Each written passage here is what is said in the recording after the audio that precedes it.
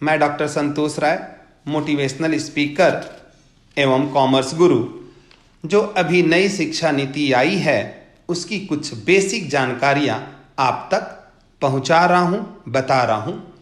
और मैंने कोशिश की है कि बड़े सरल शब्दों में आप तक उसकी बेसिक जानकारी पहुंचा सकूं। मानव संसाधन विकास मंत्रालय का नाम बदलकर अब शिक्षा मंत्रालय करने का कैबिनेट ने मंजूरी दे दी है। अब इसे संसद में पेश किया जाएगा और इसके बाद यह कानून की शक्ल लेगा। फिर राज्य सरकारों द्वारा अपने अपने राज्यों में लागू करना होगा।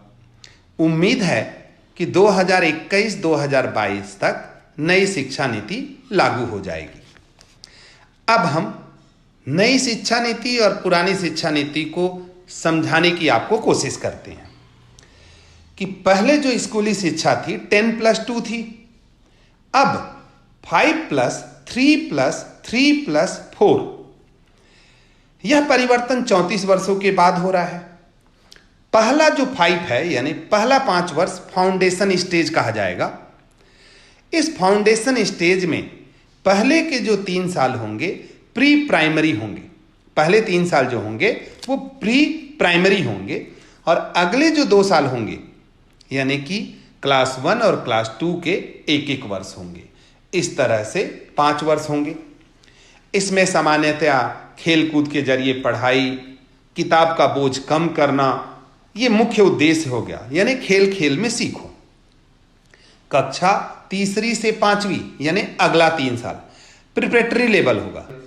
इसमें बच्चों को विज्ञान, गणित, कला, सामाजिक विज्ञान, ह्यूमैनिटी, इन सब विषयों की जानकारी दी जाएगी। मुख्य उद्देश्य है भविष्य के लिए तैयारी करना। कक्षा 5वीं तक मातृभाषा व स्थानीय भाषा दोनों में पढ़ सकेगा वो। अब अंग्रेजी की यानी इंग्लिश की अनिवार्यता नहीं होगी। इंग्लिश यानी अंग्रेजी सिर्फ एक विषय होगा। यानी इंग्लिश का जो एक हवा लोगों के ऊपर था वो थोड़ा सा उसको कम करने की कोशिश है। अगला 3 साल यानी कि 6वीं से 8वीं, यह मिडिल स्टेज कहा जाएगा। इसमें कक्षा 6वीं में छात्रों को वोकेशनल ट्रेनिंग की व्यवस्था होगी। अगर उसको प्लम्बरिंग में इंटरेस्ट है तो प्लम्बर के यहाँ काम कर सकता है, यानी स्किल डेवलप करना मुख्य उद्देश्य होगा। अगर उसको कोडिंग की जानकारी दी जाएगी इस कक्षा 6वीं से, यानी पूरा यहाँ तय पाठ्यक्रम के अनुसार उसको तैयार किया जाएगा ताकि वो किताबी बोझ के तले न दबा रहे। यहाँ उसका स्किल डेवलप हो, वो कहीं जाके कहीं इंटर्नशिप कर सके। आगे के जो 4 साल होंगे 9वीं से 12वीं, ये जो आखिरी स्टेज है जिसे सेकेंडरी स्टेज कहा जाएगा। इसमें स्ट्रीम सिस्टम नहीं होगा। जैसे पहले विज्ञान यानी साइंस, कॉमर्स और आर्ट होता था, अब ऐसा नहीं होगा। अगर कोई बच्चा फिजिक्स के साथ साथ आर्ट्स पढ़ना चाहे तो पढ़ सकता है। अकाउंट या कॉमर्स सब्जेक्ट लिया है उसके साथ साथ अगर हिस्ट्री पढ़ना चाहे या कोई और सब्जेक्ट पढ़ना चाहे या किसी और सब्जेक्ट में अगर उसका इंटरेस्ट है तो पढ़ सकता है। लेकिन यहाँ मैं थोड़ा सा क्लियर कर दूं कि यहाँ जितना मैंने समझते हुए आपको बताने की कोशिश कर रहा हूं कि अलग अलग विषयों का पूल तैयार किया जाएगा और इस पूल के अंदर जब बच्चा सब्जेक्ट सेलेक्ट करेगा तो उस पूल में जो सब्जेक्ट होंगे उनके साथ ही दूसरा सब्जेक्ट वो ले पाएगा। अभी इस पे पूरी तरीके से स्पष्टीकरण बाकी है। आगे आने वाले समय में मैं जरूर आप तक ये बातें पहुंचाऊंगा और बताने की कोशिश करूंगा सरल शब्दों में। ज़्यादा टफ करके या स्ट्रांग करके समझने में आम पब्लिक को नहीं समझ में आता है। तो अभी भी 10+2 की जगह अगर आप प्रैक्टिकली सोचेंगे तो उतने ही साल लग रहे हैं। यानी 5+3+3+4 में 5 में शुरू के जो 3 ईयर हैं वो प्री प्राइमरी हैं, यानी क्लास 1 से पहले के हैं। और उसके बाद वाले जो 2 साल हैं क्लास 1 और क्लास 2 हैं। अगला 3 साल जो है पहला स्टेज फाउंडेशन स्टेज हो गया। अब सेकंड स्टेज जो था, उस स्टेज में अगर हम बात करें तो क्लास 3 से क्लास 5 है प्रिपरेटरी स्टेज।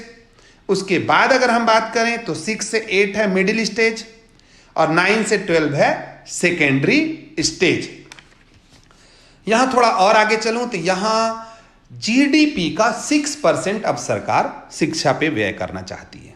ये बहुत ही हमारे लिए खुशखबरी की बात है। ज्ञान यानी अब जो स्टडी होगी वो नॉलेज, रिसर्च, प्रोफेशनल पे ज़्यादा जोर देगी। यानी स्किल पे ज़्यादा ध्यान दिया जाएगा, रिसर्च पे ज़्यादा ध्यान दिया जाएगा और प्रोफेशनल एजुकेशन पे ज़्यादा ध्यान दिया जाएगा। हमारे प्रधानमंत्री जी श्री नरेंद्र मोदी जी ने सामान्यतः 5 स्तंभ के रूप में एजुकेशन को समझाने की कोशिश की है।